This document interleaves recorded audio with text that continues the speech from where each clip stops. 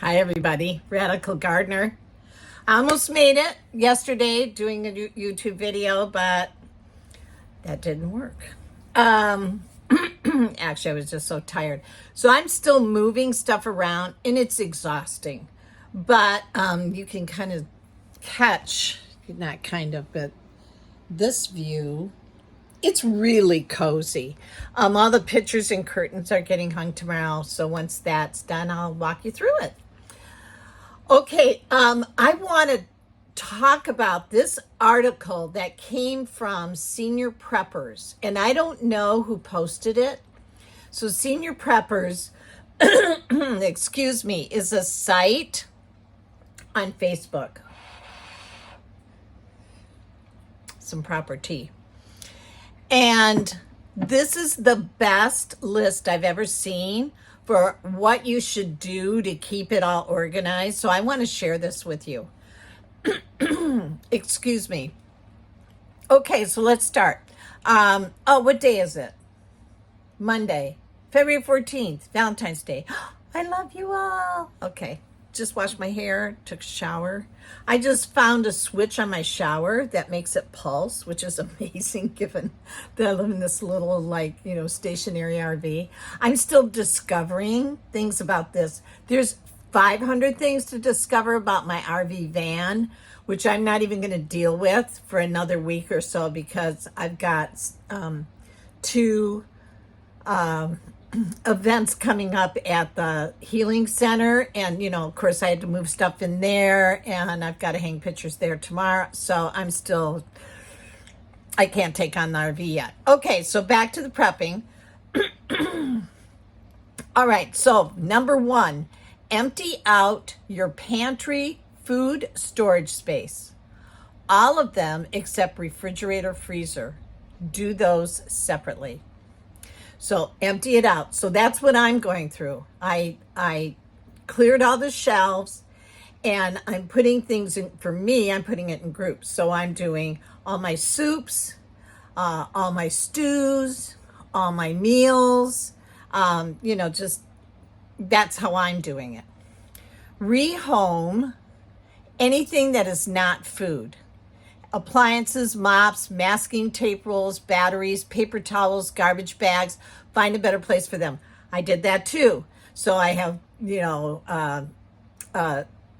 paper products in one place. I just did my batteries. I have them in another place. I must have 150 batteries of all sizes. What else did I do? I have all my healing potions and everything. I've got that. I've got my essential oils. So I've got everything grouped. And even in this tiny place, there's room, right? And again, I'll show you some of that. And of course, I don't have all my prep here, but I have some of it. All right, so pull out any food that you or your family don't eat, don't like, and set it in a special stack. Use up that stack within a month or donate to food pantry. Do not replace those. Pull out any foods you don't like well and don't want to replace. So I have some canned foods. Like I have these Goya. I love peas, but they're a different kind of pea. I'm gonna try and eat some of these foods and see if I can doctor them up and find some recipes so that they don't go to waste. So I am going to do that. I'm starting with that tomorrow. That's a great idea. Mark best by dates on cans, packages that are left with a Sharpie. So I haven't been great about that except for my buckets. I've dated all my buckets, but I haven't been great about the rest of it. Of course, my food's for 20 years. So, I have till 90 years old to eat them. They're probably good for 30. Decide how long you want your stash to last. 3 months, 1 year, longer. So decide. I don't think in this day and age, 3 months is long enough. If that's what you can afford, then do it. I think you might want a year. I have a lot longer, but I'm funny that way. Figure out how much of each food you want to have to meet your time limit. If you want pasta once a week and your stash is 3 months, you need 12 pastas. Note that 36 pounds packages of pasta will fit in a milk crate, but only about 12 pounds of shaped pasta fits in the same space. So there you go. Do you want to have um, the pasta that is flatter, or do you want to have the curlicues and all of that stuff, which is going to take up more room? Also, in grid down, thinner pastas can have half the cooking time that fettuccine has, 6 minutes versus 12 to 14. Think fuel savings. That is a fantastic tip. I've never seen that tip before. So, where I live, all my water and electricity is free. That comes with the site. But I still have my water delivery that comes every 2 weeks. I get the pure water with minerals in it. And I just set up my, what do you call it? Water purifier. The really good one starts with a B. My Berkey. So I just set that up. That's on my kitchen. So if all is lost, I can use that. And I don't really use that right now. I have it set up. I have water in it. But I use the water that's delivered. But you never know. Deliveries can be interrupted. Maybe you never know. Okay. So next, assign a specific space for each food you want to store, which is what I'm doing. 1 milk crate for pasta, 1 drawer for canned tuna. I'm doing that. 1 box for canned soup. Each space should meet your requirements for space with little space left over. Look at your spaces.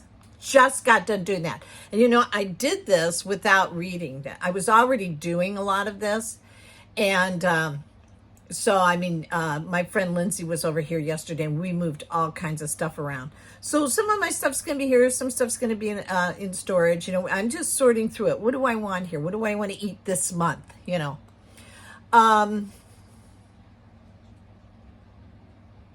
right. Then it says, fill completely each designated space with the designated food. This may take a few shopping trips.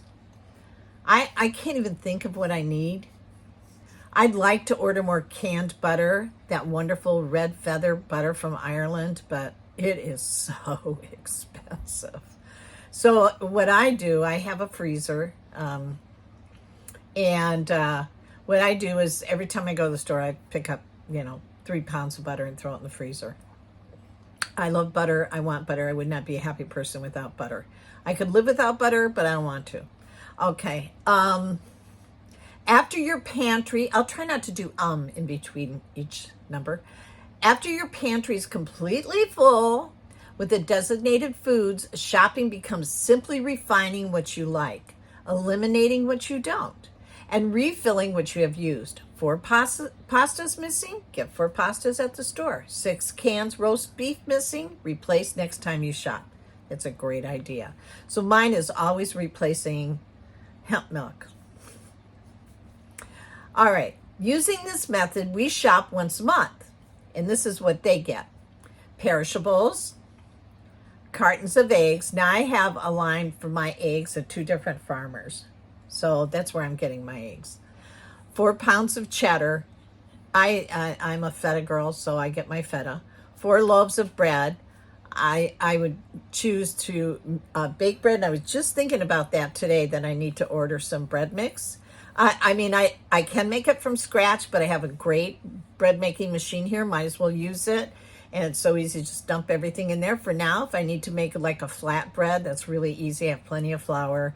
I have butter. I have salt. I have sugar. I've got everything.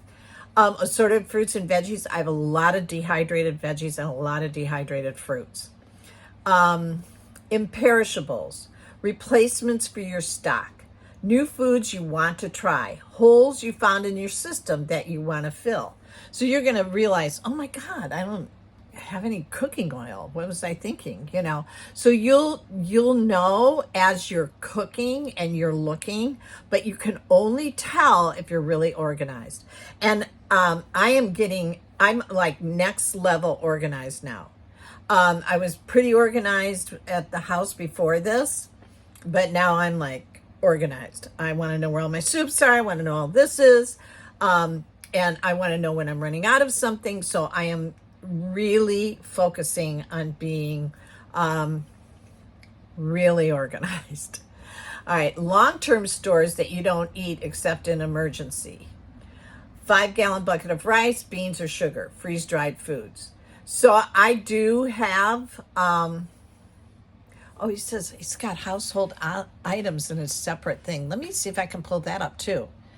So yeah, and I've got the buckets. I think a lot of us went and did that. So let me look for his other post.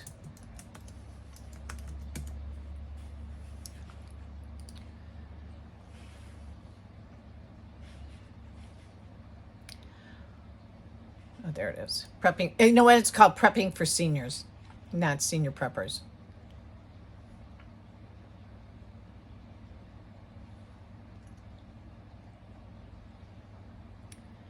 Okay. Let's see if we can find that. You can just put it here, right? Yeah, looking for something I am.